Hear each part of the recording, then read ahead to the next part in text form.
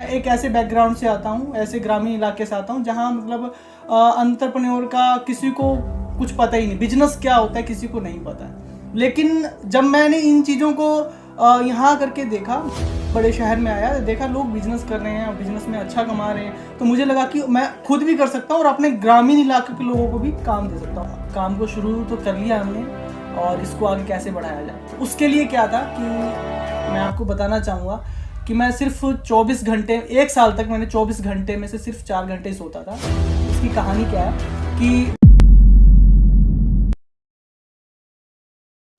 Hello दोस्तों, स्वागत है आपका हमारे एक और शानदार एपिसोड में।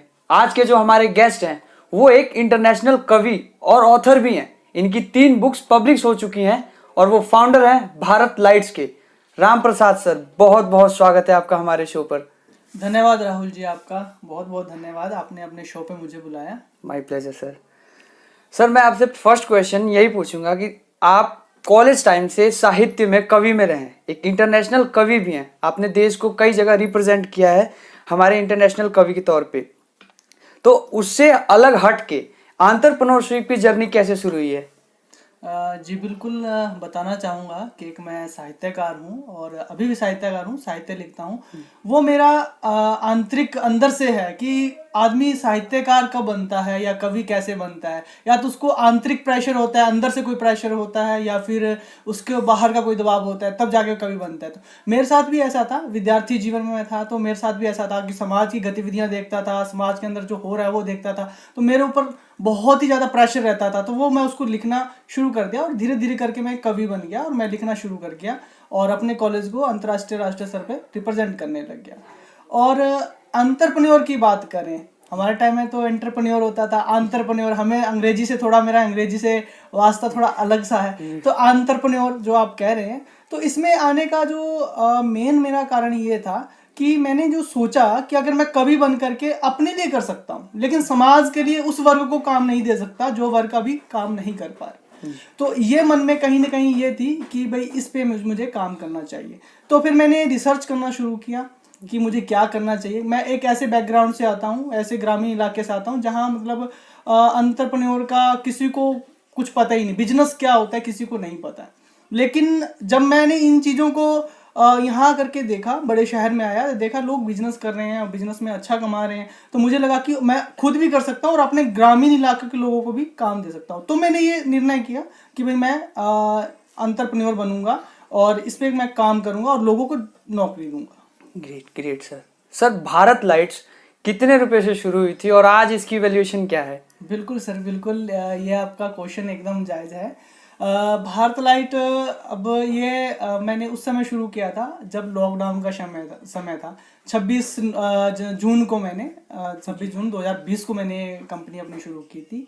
और उस समय क्या था कि लॉकडाउन चल रहा था, मैं भी कहीं किसी दूसरी कंपनी में जॉब कर रहा था, तो मेरे मन में भी आया यार, सवाल आया नहीं यार, अपना काम मुझे करना चाहिए। तो मैं रिसर्च तो पहले से ही कर रहा था, लेकिन उस पर मैंने काम करना शुरू किया और मैंने अपनी कंपनी 2499 रुपये से शुरू किया और आज जो कंपनी है वो लाखों में काम कर रही है, अच्छे स्टाफ्स के साथ काम कर रही है और आगे ये और भी अच्छा काम करेगी। सर, कितने लोगों की टीम है आपके साथ?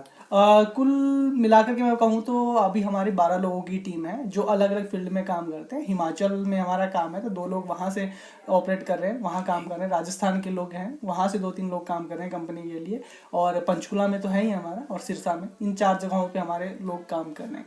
चाहे वो सेल्स का काम हो या फिर मैन्युफैक्चरिंग का काम हो, किसी तरह का काम हो, वो सारे लोग मिल करके हम लोग कर रहे हैं। Great great sir. सर, जैसा कि हम जानते हैं कि हाँ, आपने 26 जून 2020 में इसको शुरू किया। इतने कम टाइम में, लगभग 1 साल के अंदर आपने भारत लाइट्स को 4 से ज़्यादा स्टेट में एक्सपेंड कर दिया है। तो ये आपने किया कैसे सर? सर, मैं एक साहित्यकार हूँ, मैंने बोला, जी। तो मोटिवेशन मुझे मिलता रहता है। एक श्लोक है गीता का जो मैं आपको बताना जी, चाहूंगा जरूर। कि अमंत्रम अक्षरम नास्ति नास्ति मूलम अशोधनम योग्य पुरुषो नास्ति योजक सत्र दुर्लभो। यानी कि वो इसमें क्या है कि ऐसा कोई भी अक्षर जो मंत्र ना हो, और ऐसा कोई भी पेड़ जो अशोधी ना हो, और ऐसा कोई भी व्यक्ति जो काम का ना हो, बस उसे काम में लगाने की देरी है। तो मैंने भी इसी को फॉलो किया, मैंने भी उन लोगों को चुना और उन लोगों पे काम करना शुरू किया और उनको मैंने प्रेरित किया कि भाई आपने ये काम करना है मेरे साथ। तो वो लोग काम करने शुरू हो गए, तो 4 स्टेट्स में हम लोग इजिली पहुंच गए हम लोग। सर, जब जर्नी शुरू हुई, जैसा हम जानते हैं कि एंटरप्रेन्योरशिप जितना चमक वाला दिखता है उतना ही ज़्यादा हार्ड वर्क और डेडिकेशन चाहिए होती है। बिल्कुल। तो जब शुरुआत में आपने शुरू की तो इस अब तक की जर्नी में आपके प्रॉब्लम्स क्या रही हैं और उनसे आपने डील कैसे किया है सर? देखिए राहुल जी, आप भी एक विद्यार्थी हैं और मैं भी एक विद्यार्थी हूँ जी अभी भी हम लोग विद्यार्थी हैं, क्योंकि अभी भी हम सीख रहे हैं और जब तक हम सीखेंगे तब तक हम विद्यार्थी जी रहेंगे। जी जी सर। और जीवन भर हम लोग विद्यार्थी रहेंगे। तो विद्यार्थी का क्या होता है कि कॉलेज लाइफ के जो विद्यार्थी होता है उसके पास पैसे नहीं होते हैं, जी सर। बिल्कुल नहीं होते हैं, क्योंकि बिल्कुल नया नया अभी कॉलेज से निकला ही होता है। जी, तो उसके पास तो बिल्कुल भी नहीं होता। सबसे बड़ी समस्या आर्थिक समस्या थी। परिवार भी हमारा कुछ मजदूर फैमिली से हैं, तो वहाँ बैकग्राउंड ऐसा ठीक नहीं था और मेरे पास भी नहीं थे। तो उसके लिए सबसे पहली चुनौती यही थी हमारे लिए कि काम को शुरू तो कर लिया हमने और इसको आगे कैसे बढ़ाया जाए। तो उसके लिए क्या था कि मैं आपको बताना चाहूँगा कि मैं सिर्फ 24 घंटे, एक साल तक मैंने 24 घंटे में से सिर्फ 4 घंटे ही सोता था। उसकी कहानी क्या है कि मैं दिन भर कॉलेज रहता था, शाम को इंस्टीट्यूट पे पढ़ाता था बच्चों को, वहाँ से कुछ अर्निंग हो जाती थी। फिर नाइट शिफ्ट में मैं जॉब करता था, किसी बड़े कंपनी में जॉब करता था और वहाँ से सीखता था भी कंपनी को कैसे ऑपरेट करते हैं।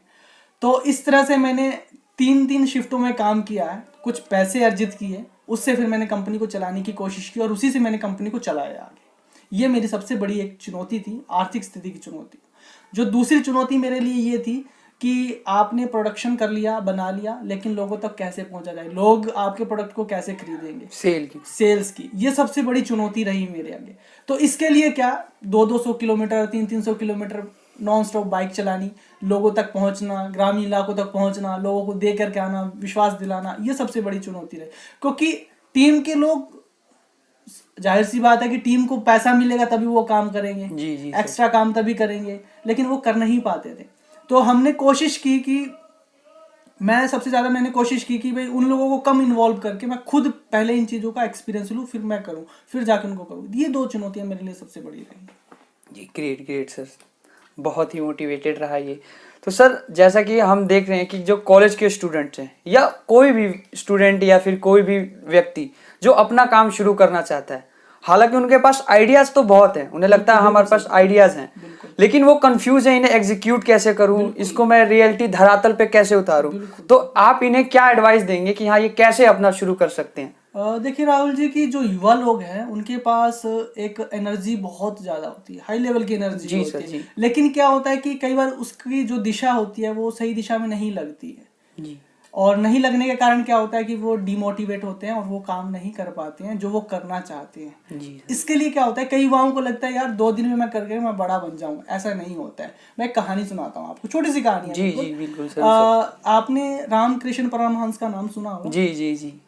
विवेकानंद जी का नाम सुना होगा। तो विवेकानंद जी, रामकृष्ण परमहंस की एक कहानी है छोटी सी, कि एक बार वो किसी नदी के तट पे रहते थे और विवेकानंद जी को क्या कहते थे कि आप ना, विवेकानंद जी को प्रतिदिन वो 2 लोटे देते थे, कहते जाओ नदी से भर के लेके आओ और भरने से पहले इसको धो लेना, मतलब रेत से मांज लेना।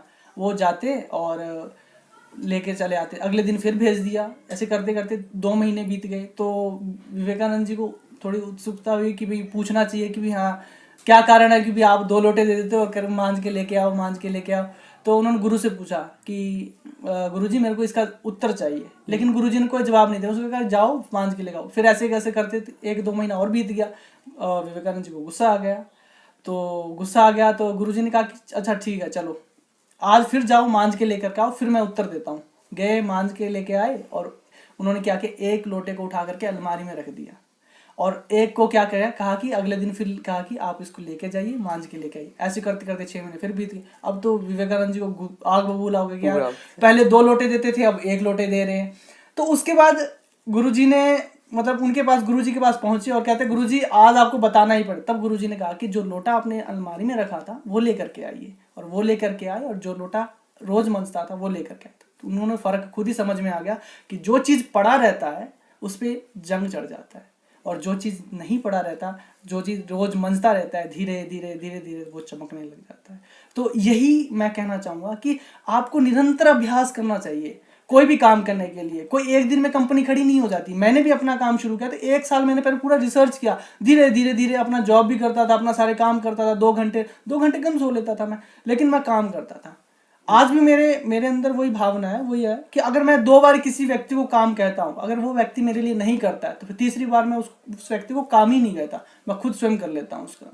तो वही है कि आप स्वयं करिए और धीरे धीरे करते रहिए तो आपको सफलता जरूर मिलेगी। बहुत बेहतरीन कहानी रही सर। उम्मीद करता हूँ आप लोगों ने इससे बहुत कुछ सीखा होगा। तो दोस्तों ये थे राम प्रसाद, फाउंडर भारत लाइट। मैं उम्मीद करता हूँ कि आपने इनकी जर्नी से बहुत कुछ सीखा होगा। तब तक मिलते हैं अगले एपिसोड में किसी और एंटरप्रेन्योर के साथ। तब तक के लिए आप सब्सक्राइब कीजिए हमारे चैनल को ऐसे ही अमेजिंग वीडियोस के लिए।